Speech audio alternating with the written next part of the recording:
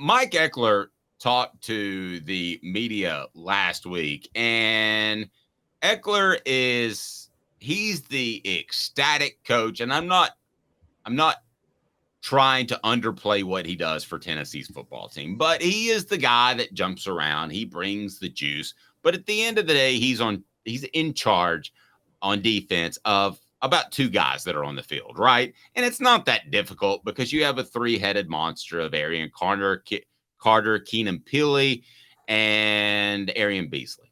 So it's not Aaron Beasley. It's not and that. Ryan Jean Mary does more of the work with them anyway. What's that? Ryan Jean Mary does more of the work with them anyway than Mike Eckler.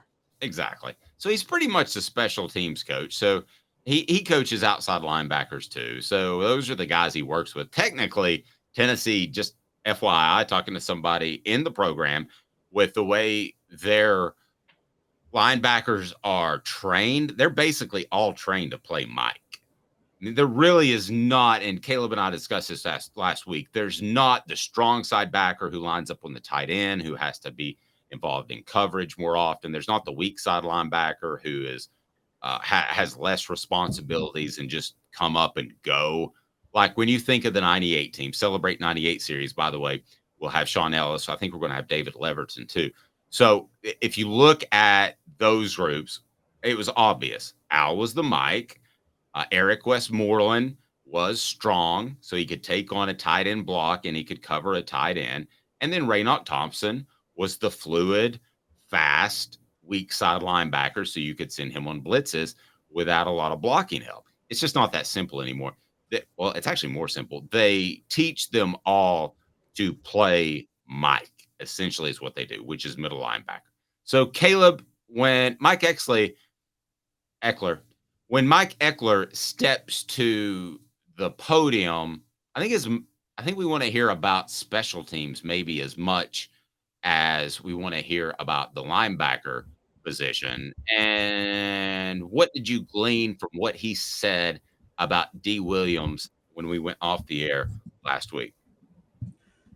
It actually wasn't so much what he said about Dee Williams, because it was what he said about other people, because I know what I saw from Dee Williams last year. That dude can ball.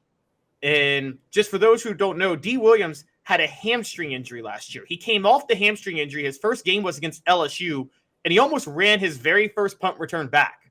And he had 15 returns last year, averaged over 18 yards a punt return, and had a touchdown. And again, that was a year in which he had a hamstring injury. So he wasn't even fully healthy. Now, Dee Williams is already an advantage. Eckler then started naming guys like Cam Seldon, Dylan Sampson, and Squirrel White. And I think he was talking about more for the kick return game because Jimmy Holiday is now gone.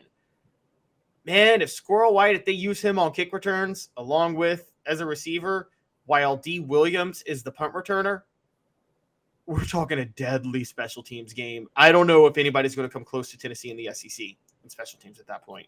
We haven't said Dee Williams' name a lot. Is he the one player on Tennessee's football team that might have, you mentioned the pulled hamstring, the most upside that we're not aware of? He's 100% healthy.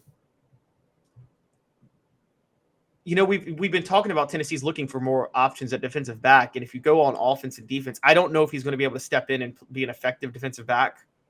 But just physical athlete, not what he does on the stat sheet, not what he does on the field, but physical athlete. Is he perhaps the best athlete we don't know about yet?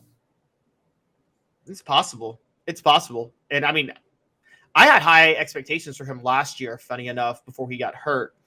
And this is his first full off season. So I mean, he could be very dangerous. What if he is, here's a comparison for you, Dave.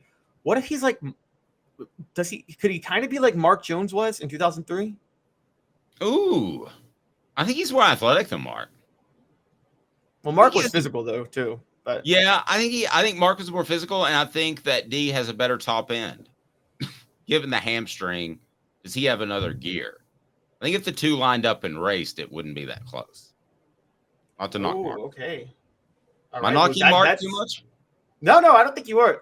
Mark, to me, it was a combination of speed and strength. I mean, I'll never forget that Brock Berlin interception when Chavis snuck Mark Jones in on defense and sent him on a blitz, and Mark Jones just whacked him. And it was funny because Kellen Winslow was wide open for a touchdown, and Brock Berlin was too late and missed him. And so that was the Jabril Wilson interception against Miami. But yeah, I think Dee Williams is probably more of an athletic player.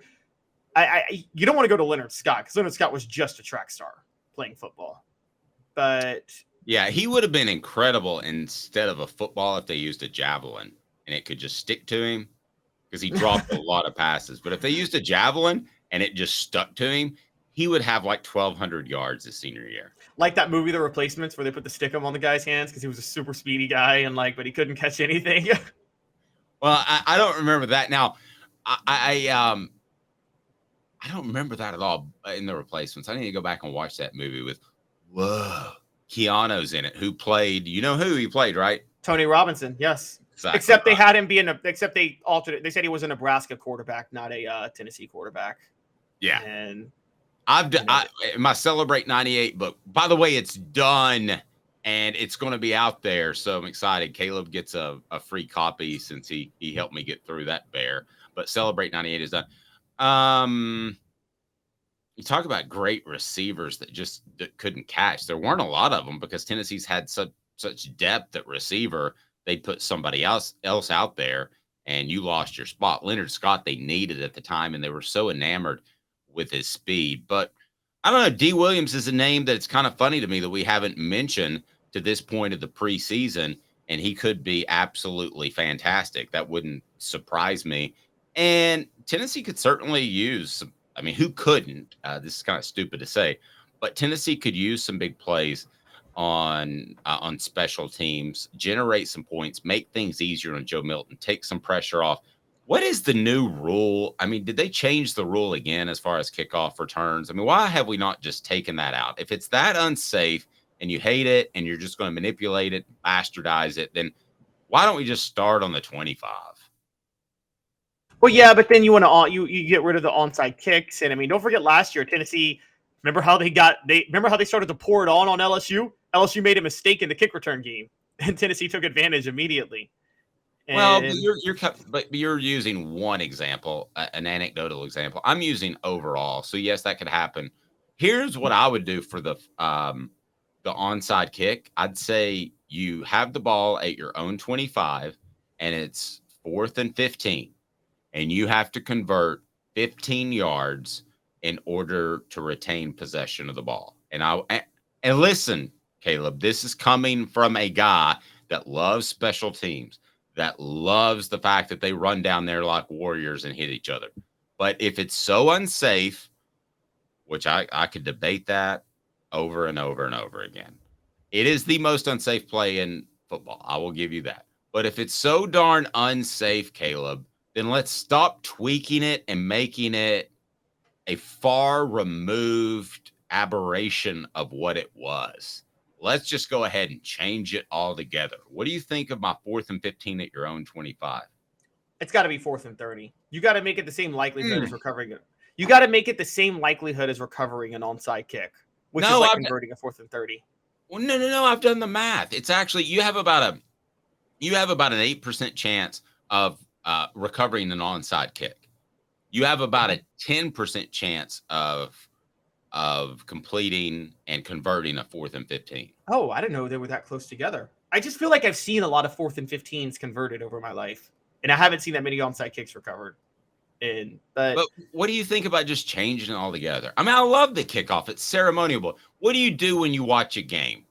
You watch the kickoff, and what do you immediately do? You go to the restroom or go get a beer, don't you? Yes, that's true. I agree. It's not that exciting. I oftentimes feel like I'm not missing anything if I miss the kickoff. So I'm willing to start a game late.